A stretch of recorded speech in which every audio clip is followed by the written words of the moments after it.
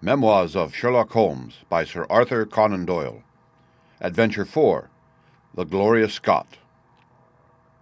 "I have some papers here," said my friend Sherlock Holmes, as we sat one winter's night on either side of the fire, "which I really think, Watson, that it would be worth your while to glance over. These are the documents in the extraordinary case of the Glorious Scot, and this is the message which struck Justice of the Peace Trevor dead with horror when he read it." He had picked from a drawer a little tarnished cylinder, and, undoing the tape, he handed me a short note scrawled upon a half-sheet of slate-grey paper. "The supply of game for London is going steadily up," it ran. "Headkeeper Hudson, we believe, has been told to receive all orders for fly-paper and for preservation of your hen-pheasant's life." As I glanced up from reading this enigmatical message, I saw Holmes chuckling at the expression upon my face. "You look a little bewildered," said he. "I cannot see how such a message as this could inspire horror. It seems to me to be rather grotesque than otherwise." "Very likely. Yet the fact remains that the reader, who was a fine, robust old man, was knocked clean down by it as if it had been by the butt end of a pistol." "You arouse my curiosity," said I. "But why did you say just now that there were very particular reasons why I should study this case?" "Because it was the first in which I was ever engaged." I had often endeavored to elicit from my companion what had first turned his mind in the direction of criminal research, but had never caught him before in a communicative humor. Now he sat forward in this armchair and spread out the documents upon his knees. Then he lit his pipe and sat for some time smoking and turning them over. "You never heard of me talk of Victor Trevor?" he asked. "He was the only friend I made during the 2 years I was at college. I was never a very sociable fellow, Watson, always rather fond of moping in my rooms and working out my own little methods of thought, so that I never mixed much with men of my year. Bar fencing and boxing, I had few athletic tastes, and then my line of study was quite distinct from that of the other fellows, so that we had no points of contact at all. Trevor was the only man I knew, and that only through the accident of his bull-terrier freezing onto my ankle one morning as I went down to chapel. It was a prosaic way of forming a friendship, but it was effective. I was laid by the heels for 10 days, but Trevor used to come in to inquire after me. At first it was only a minute's chat, but soon his visits lengthened, and before the end of the term we were close friends.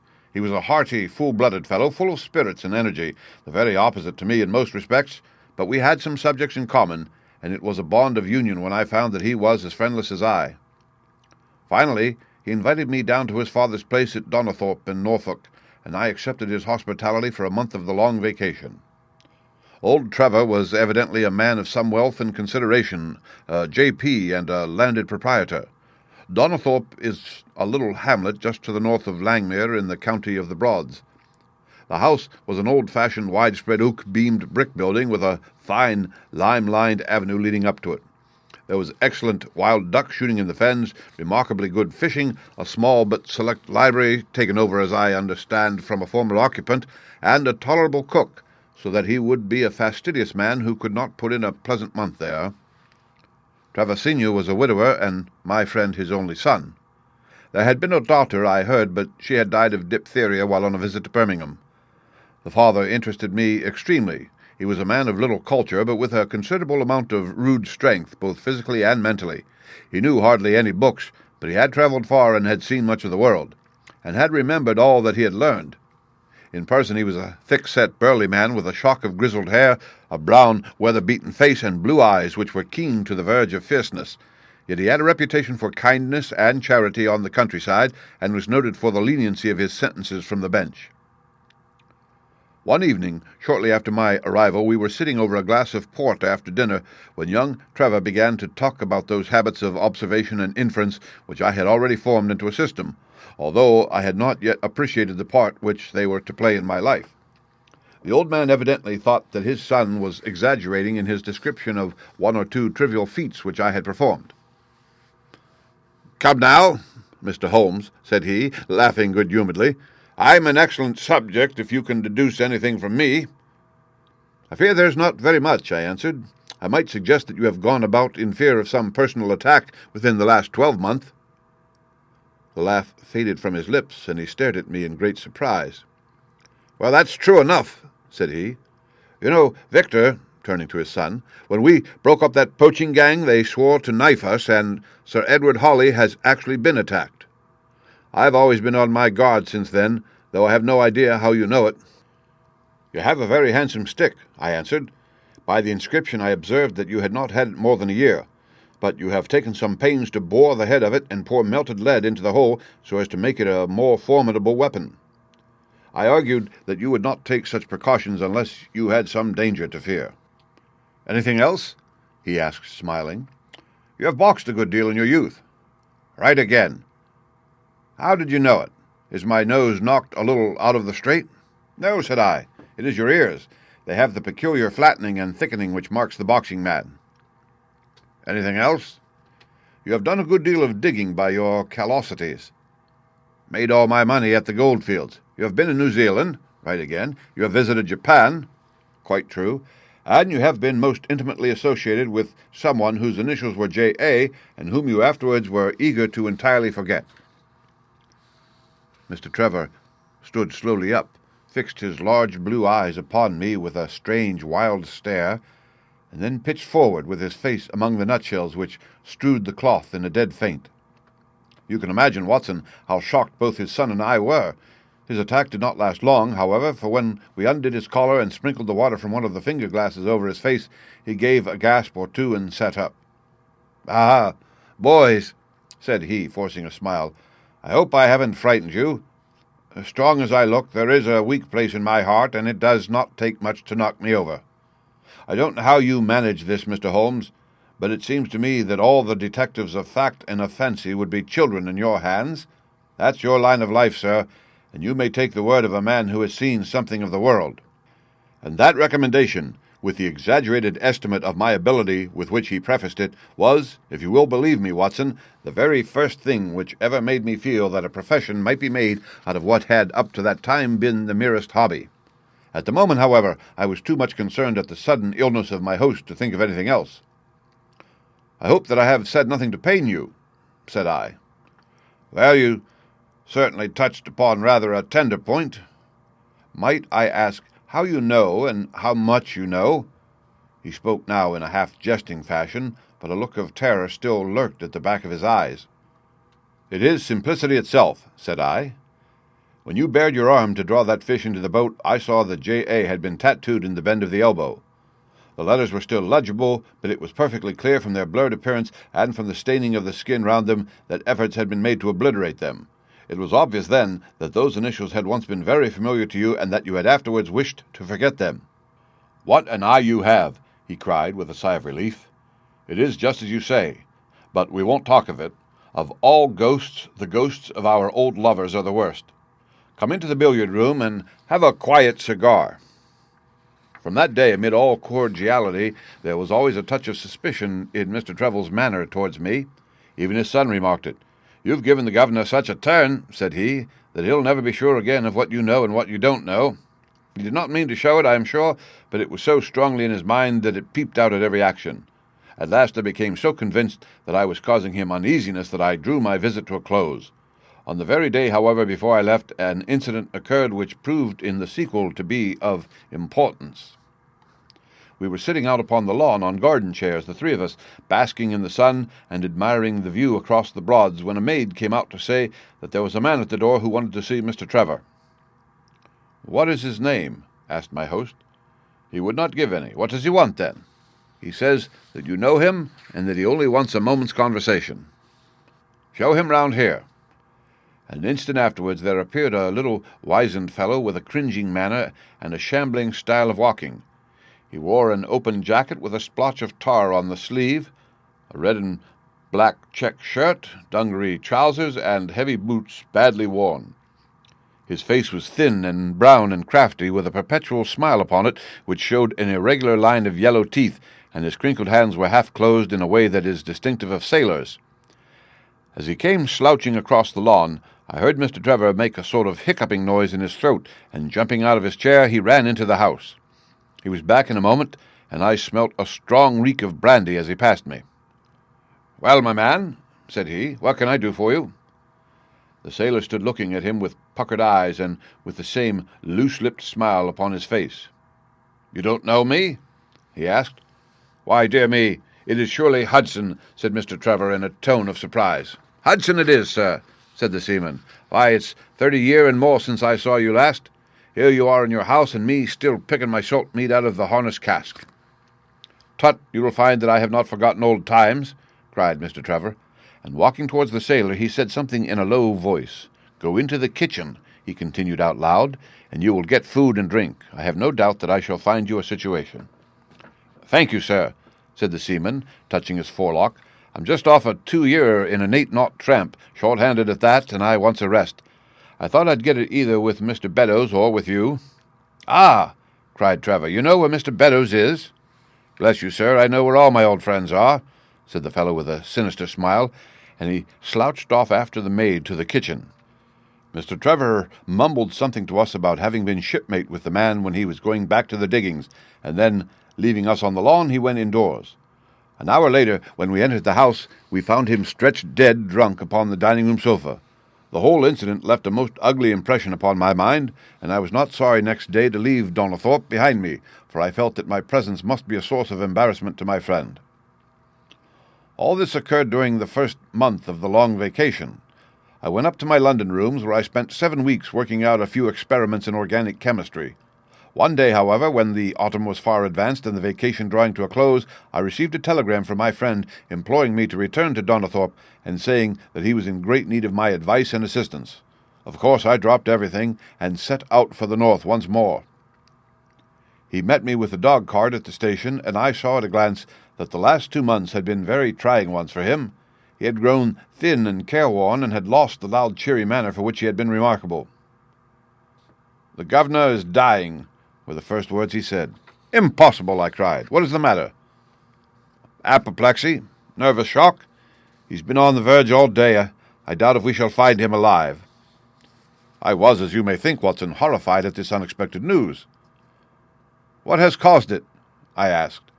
"Ah, that is the point. Jump in, and we can talk it over while we drive. You remember that fellow who came upon the evening before you left us?" "Perfectly." "Do you know who it was that we let into the house that day?" "I have no idea." "It was the devil, Holmes," he cried. I stared at him in astonishment. "Yes, it was the devil himself. We have not had a peaceful hour since, not one. The governor has never held up his head from that evening, and now the life has been crushed out of him, and his heart broken, all through this accursed Hudson." "What power had he, then?" "Ah, that is what I would give so much to know. The kindly, charitable, good old governor, how could he have fallen into the clutches of such a ruffian? But I am so glad that you have come, Holmes. I trust very much to your judgment and discretion, and I know that you will advise me for the best." We were dashing along the smooth white country road, with the long stretch of the Broads in front of us glimmering in the red light of the setting sun. From a grove upon our left I could already see the high chimneys and the flagstaff which marked the squire's dwelling. "My father made the fellow gardener," said my companion, "and then, as that did not satisfy him, he was promoted to be butler. The house seemed to be at his mercy, and he wandered about and did what he chose in it. The maids complained of his drunken habits and his vile language. The dad raised their wages all round to recompense them for the annoyance. The fellow would take the boat and my father's best gun and treat himself to little shooting trips. And all this with such a sneering and leering, insolent face that I would have knocked him down 20 times over if he had been a man of my own age. I tell you, Holmes, I have had to keep a tight hold upon myself all this time, and now I am asking myself whether, if I had let myself go a little more, I might not have been a wiser man.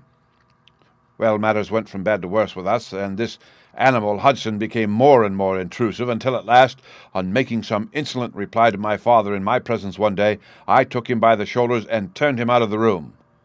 He slunk away with a livid face and 2 venomous eyes which uttered more threats than his tongue could do. I don't know what passed between the poor dad and him after that, but the dad came to me next day and asked me whether I would mind apologizing to Hudson. I refused, as you can imagine, and asked my father how he could allow such a wretch to take such liberties with himself and his household. "Ah, my boy," said he, "it is all very well to talk, but you don't know how I am placed. But you shall know, Victor. I'll see that you shall know, come what may. You wouldn't believe harm of your poor old father, would you, lad? He was very much moved, and shut himself up in the study all day, where I could see through the window that he was writing busily. That evening there came what seemed to me to be a grand release, for Hudson told us that he was going to leave us. He walked into the dining room as we sat after dinner, and announced his intention in the thick voice of a half-drunken man. "I've had enough of Norfolk," said he. "I'll run down to Mr. Beddoes in Hampshire. He'll be as glad to see me as you were, I dare say." "You're not going away in an unkind spirit, Hudson, I hope," said my father with a tameness which made my blood boil. "I've not had my apology," said he, sulkily, glancing in my direction. "Victor, you'll acknowledge that you have used this worthy fellow rather roughly," said the dad, turning to me. "On the contrary, I think that we have both shown extraordinary patience towards him," I answered. "How you do you?" he snarls. "Very good, mate. We'll see about that." He slouched out of the room, and half an hour afterwards left the house, leaving my father in a state of pitiable nervousness. Night after night I heard him pacing his room, and it was just as he was recovering his confidence that the blow did at last fall. "And how?" I asked eagerly. "In a most extraordinary fashion. A letter arrived from my father yesterday evening, bearing the Fordingbridge postmark. My father read it, clapped both his hands to his head, and began running round the room in little circles like a man who has been driven out of his senses. When I at last drew him down on to the sofa, his mouth and eyelids were all puckered on one side, and I saw that he had a stroke. Dr. Fordham came over at once. We put him to bed, but the paralysis has spread. He has shown no sign of returning consciousness, and I think that we shall hardly find him alive." "You horrify me, Trevor," I cried. "What, then, could have been in this letter to cause so dreadful a result?" "Nothing. There lies the inexplicable part of it. The message was absurd and trivial. Ah, my God, it is as I feared." As he spoke, we came round the curve of the avenue, and saw in the fading light that every blind in the house had been drawn down. As we dashed up to the door, my friend's face convulsed with grief, a gentleman in black emerged from it. "When did it happen, Doctor?" asked Trevor. "Almost immediately after you left." "Did he recover consciousness?" "For an instant, before the end." "Any message for me?" "Only that the papers were in the back drawer of the Japanese cabinet." My friend ascended with the doctor to the chamber of death, while I remained in the study, turning the whole matter over and over in my head, and feeling as sombre as ever I had done in my life. What was the past of this Trevor, pugilist, traveller, and gold-digger, and how had he placed himself in the power of this acid-faced seaman? Why, too, should he faint at an allusion to the half-effaced initials upon his arm, and die of fright when he had a letter from Fordingham? Then I remembered that Fordingham was in Hampshire, and that this Mr. Beddoes, whom the seaman had gone to visit and presumably to blackmail, had also been mentioned as living in Hampshire. The letter, then, might either come from Hudson the seaman, saying that he had betrayed the guilty secret which appeared to exist, or it might come from Beddoes, warning an old confederate that such a betrayal was imminent. So far it seemed clear enough. But then, how could this letter be trivial and grotesque as described by the son? He must have misread it. If so, it must have been one of those ingenious secret codes which mean one thing while they seem to mean another. I must see this letter. If there were a hidden meaning in it, I was confident that I could pluck it forth. For an hour I sat pondering over it in the gloom, until at last a weeping maid brought in a lamp, and close at her heels came my friend Trevor, pale but composed, with these very papers which lie upon my knee held in his grasp. He sat down opposite to me, drew the lamp to the edge of the table, and handed me a short note, scribbled, as you see, upon a single sheet of grey paper. "The supply of game for London is going steadily up," it ran. "Head keeper Hudson, we believe, has been now told to receive all orders for fly paper and for preservation of your hen pheasant's life." I dare say my face looked as bewildered as yours did just now when first I read this message. Then I reread it very carefully. It was evidently as I had thought, and some secret meaning must lie buried in this strange combination of words. Or could it be that there was a prearranged significance to such phrases as fly paper and hen pheasant? Such a meaning would be arbitrary and could not be deduced in any way, and yet I was loath to believe that this was the case, and the presence of the word Hudson seemed to show that the subject of the message was as I had guessed, and that it was from Beddoes rather than the sailor. I tried it backwards, but the combination life's pheasants hen was not encouraging. Then I tried alternate words, but neither the of for nor supply game London promised to throw any light upon it. And then in an instant the key of the riddle was in my hands, and I saw that every third word, beginning with the first, would give a message which might well drive old Trevor to despair. It was short and terse, the warning, as I now read it to my companion. The game is up. Hudson has told all. Fly for your life. Victor Trevor sank his face into his shaking hands. It must be that, I suppose, said he. This is worse than death, for it means disgrace as well.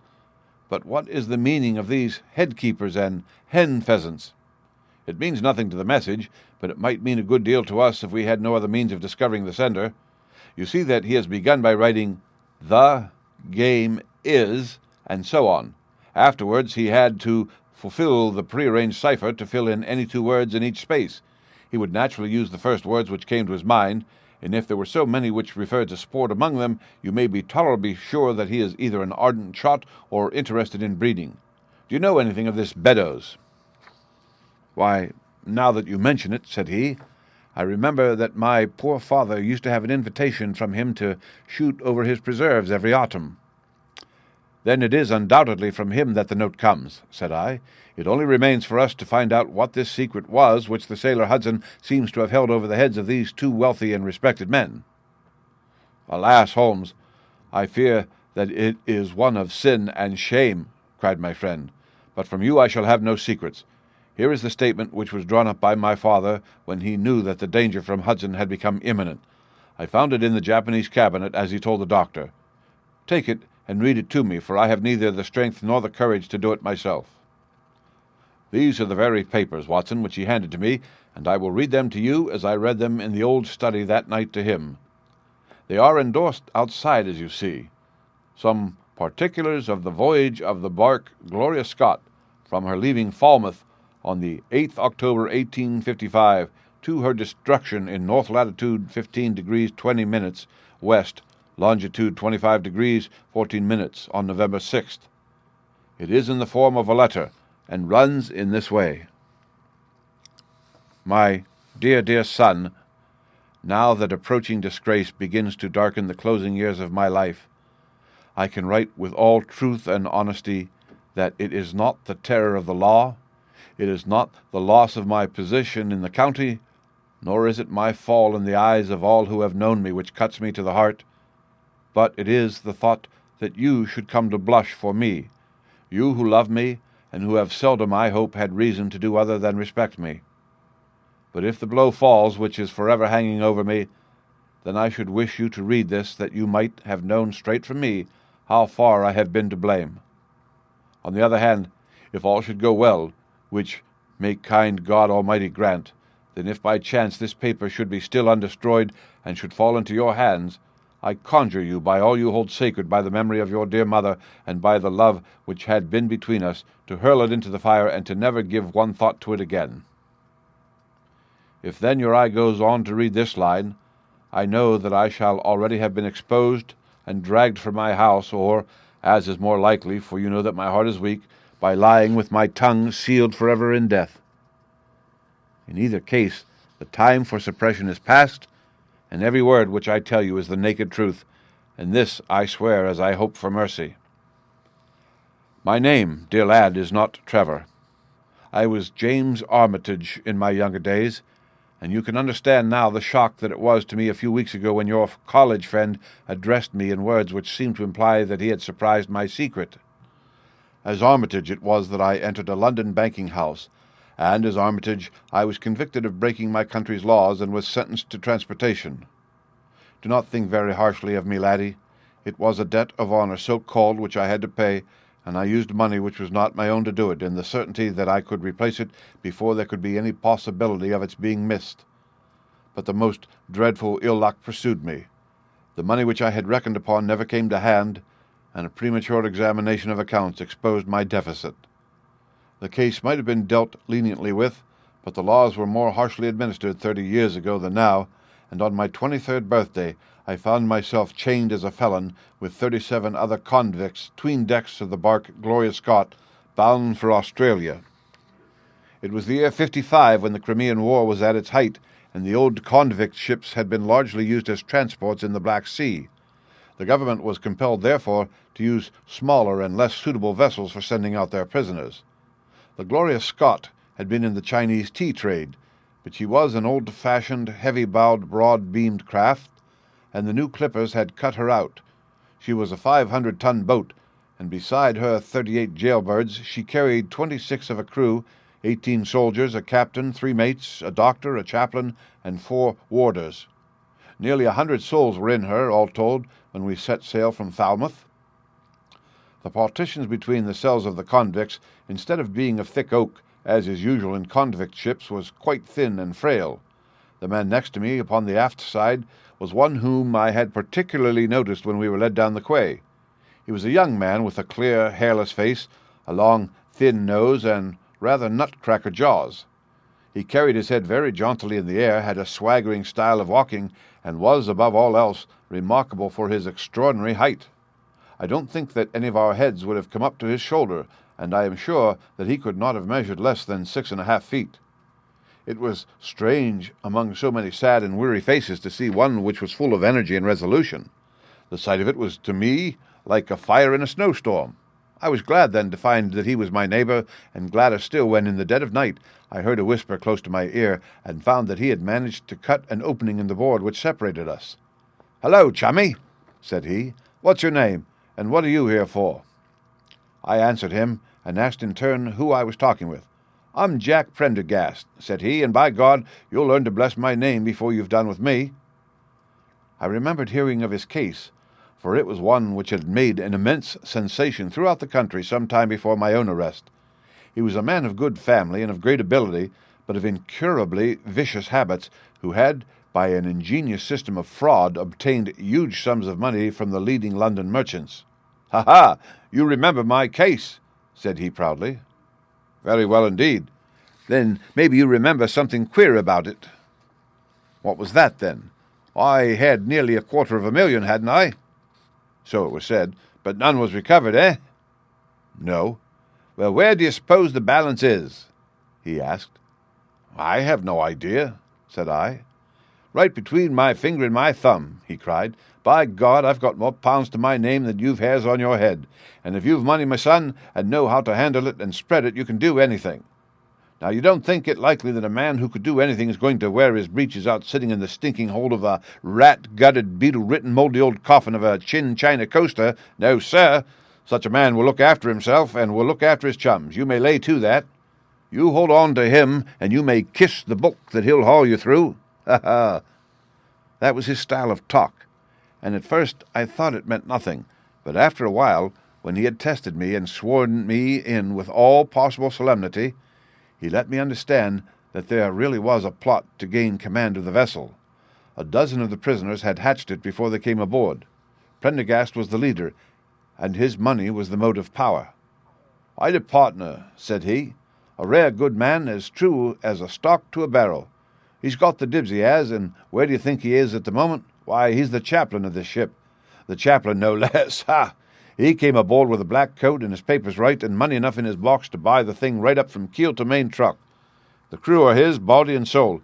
He could buy 'em at so much a gross with a cash discount, and he did it before ever they signed on. He's got 2 of the warders and Mirror, the second mate, and he'd get the captain himself if he thought him worth it." "What are we to do, then?" I asked. "What do you think?" said he. "We'll make the coats of some of these soldiers redder than ever the tailor did." "But they are armed," said I. "And so shall we be, my boy. There's a brace of pistols for every mother's son of us, and if we can't carry this ship with the crew at our back, it's time we were all sent to a young Mrs. boarding school. You speak to your mate upon the left tonight, and see if he is to be trusted." I did so, and found my other neighbor to be a young fellow in much the same position as myself, whose crime had been forgery. His name was Evans, but he afterwards changed it, like myself, and he is now a rich and prosperous man in the south of England. He was ready enough to join the conspiracy, as the only means of saving ourselves, and before we had crossed the bay, there were only 2 of the prisoners who were not in the secret. One of these was of weak mind, and we did not dare to trust him, and the other was suffering from jaundice, and could not be of any use to us. From the beginning, there was really nothing to prevent us from taking possession of the ship.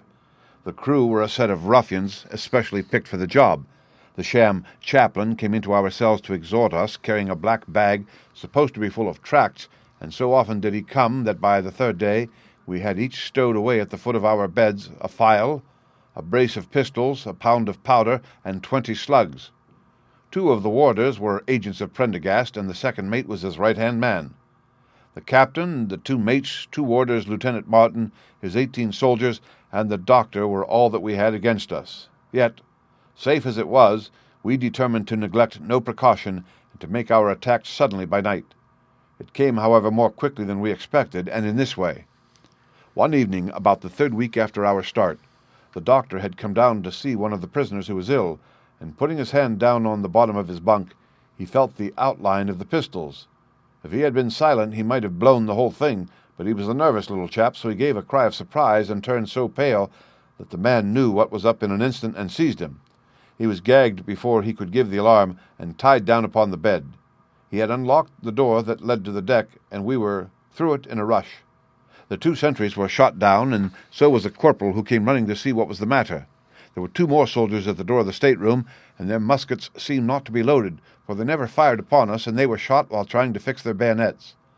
Then we rushed on into the captain's cabin, but as we pushed open the door there was an explosion from within, and there he lay with his brains smeared over the chart of the Atlantic, which was pinned upon the table, while the chaplain stood with a smoking pistol in his hand at his elbow. The 2 mates had both been seized by the crew, and the whole business seemed to be settled. The stateroom was next the cabin, and we flocked in there and flopped down on the settees, all speaking together, for we were just mad with the feeling that we were free once more. There were lockers all round, and Wilson, the sham chaplain, knocked one of them in and pulled out a dozen of brown sherry. We cracked off the necks of the bottles, poured the stuff out into tumblers, and were just tossing them off, when in an instant, without warning, there came the roar of muskets in our ears, and the saloon was so full of smoke that we could not see across the table. When it cleared again, the place was a shambles. Wilson and 8 others were wriggling on the top of each other on the floor, and the blood and the brown sherry on that table turned me sick now when I think of it. We were so cowed by the sight that I think we should have given the job up if it had not been for Prendergast.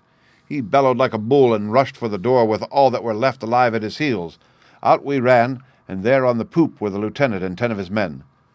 The swing skylights above the saloon table had been a bit open, and they had fired on us through the slit. We got on them before they could load, and they stood to it like men, but we had the upper hand of them, and in 5 minutes it was all over. My God, was there ever a slaughterhouse like that ship? Prendergast was like a raging devil, and he picked the soldiers up as if they had been children, and threw them overboard, alive or dead. There was one sergeant that was horribly wounded, and yet kept on swimming for a surprising time, until someone in mercy blew out his brains. When the fighting was over, there was no one left of our enemies except just the warders, the mates, and the doctor. It was over them that the great quarrel arose. There were many of us who were glad enough to win back our freedom, and yet who had no wish to have murder on our souls. It was one thing to knock the soldiers over with their muskets in their hands, and it was another to stand by while men were being killed in cold blood. 8 of us, 5 convicts and 3 sailors, said that we would not see it done. But there was no moving Prendergast and those who were with him. Our only chance of safety lay in making a clean job of it, said he, and he would not leave a tongue with power to wag in a witness box. It nearly came to our sharing the fate of the prisoners, but at last he said that if we wished we might take a boat and go. We jumped at the offer, for we were already sick of these bloodthirsty doings, and we saw that there would be worse before it was done. We were given a suit of sailor togs, each a barrel of water, 2 casks, 1 of junk and 1 of biscuits, and a compass. Prendergast threw us over a chart, told us that we were shipwrecked mariners whose ship had foundered in latitude 15 degrees and longitude 25 degrees west, and then cut the painter and let us go. And now I come to the most surprising part of my story, my dear son. The seamen had hauled the foreyard aback during the rising, but now as we left them they brought it square again, and as there was a light wind from the north and east, the bark began to draw slowly away from us. Our boat lay, rising and falling upon the long, smooth rollers, and Evans and I, who were the most educated of the party, were sitting in the sheets working out our position and planning what coast we should make for. It was a nice question, for the Cape de Verds were about 500 miles to the north of us, and the African coast about 700 to the east. On the whole, as the wind was coming round to the north, we thought that Sierra Leone might be best, and turned our head in that direction, the bark being at that time nearly hull down on our starboard quarter. Suddenly, as we looked at her, we saw a dense black cloud of smoke shoot up from her, which hung like a monstrous tree upon the sky-line. A few seconds later, a roar like thunder burst upon our ears, and as the smoke thinned away, there was no sign left of the Gloria Scott.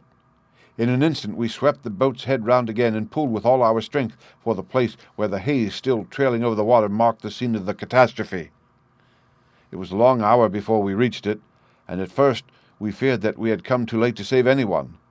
A splintered boat and a number of crates and fragments of spars rising and falling on the waves showed us where the vessel had foundered, but there was no sign of life, and we had turned away in despair when we heard a cry for help, and saw at some distance a piece of wreckage with a man lying stretched across it.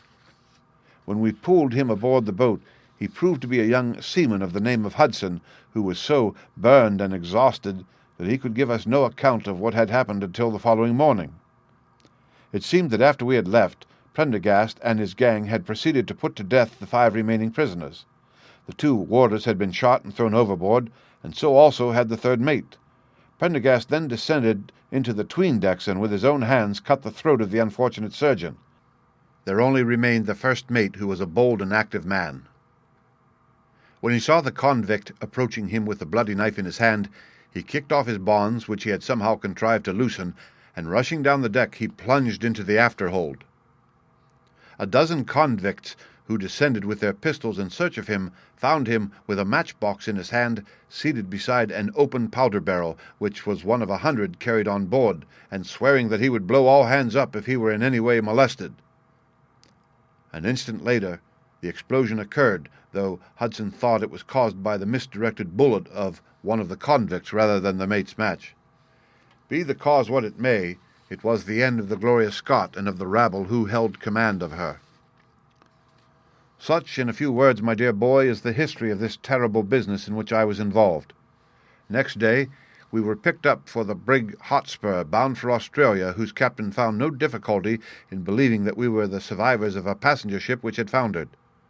The transport ship Gloria Scott was set down by the Admiralty as being lost at sea, and no word has ever leaked out as to her true fate.